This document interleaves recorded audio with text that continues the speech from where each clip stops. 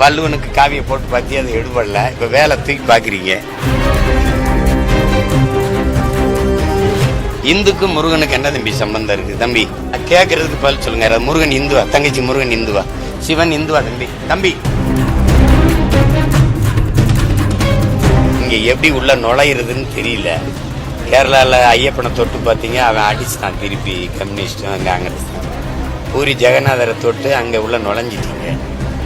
ராமரை வச்சு பேசி பார்த்தீங்க, கடைசி அயோத்தியிலே உங்களால் தோத்த உடனே அதை கைவிட்டுட்டீங்க.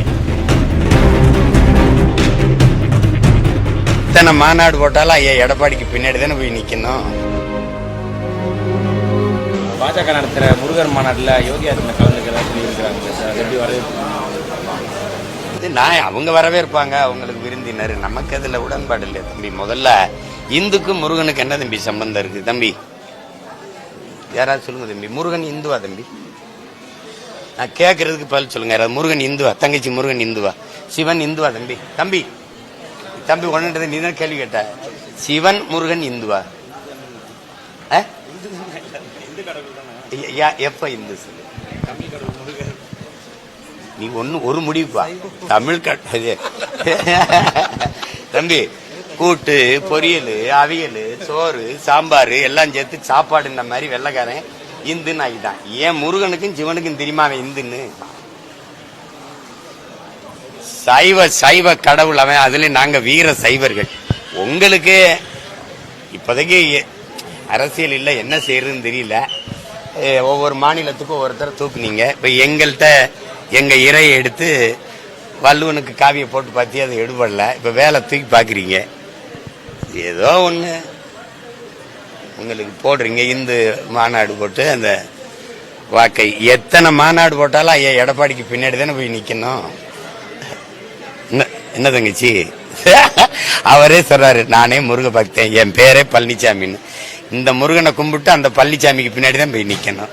சரிதானே? நான் வேலை தொட்டு திருமுருக பெருமளா முருகனின் முப்பாட்டன்னு சொல்லி கொண்டாடும் போதெல்லாம் கேள்வி பண்ணேன். திமுகவே முருகன் மாநாடு போட்டது.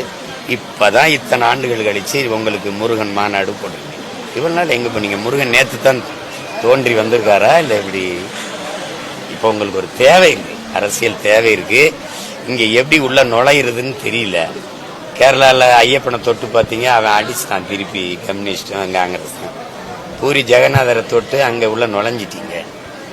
ராமரை வச்சு பேசி பார்த்தீங்க, கடைசி அயோத்தியிலே உங்களால் தோத்த உடனே அதை கைவிட்டுட்டீங்க.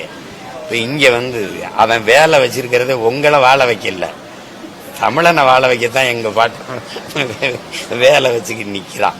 நானே கேட்டேன், முருகா நீ பேரன் கூட நிக்க போறியா ஊராங்கூட நிக்க போறியாடான்ட்டு. அது தெரிஞ்சிரும்ல இந்த தேர்தல்ல. அது திரும்ப திரும்ப சொல்ற, நீங்க எத்தனை தடவை முருகனை கும்பிட்டாலும் அரோகரான்னு கத்துனி நான் முருகான்னு. என் மக்களுக்கு முருகன் முகம் வரும், அதுக்கப்புறம் அவன் பேரன் ஏமா வந்தா வரும். நீங்க என்னதான் மாநாடு போட்டாலும் எங்க ஐயா எடப்பாடி பழனிசாமிக்கு பின்னாடி தான் போய் நிக்கணும். அங்க முருகான்ட்டு இந்த பழனிசாமிக்கு பின்னாடி தான் போய் நிக்கணும். வழி கிடையாது.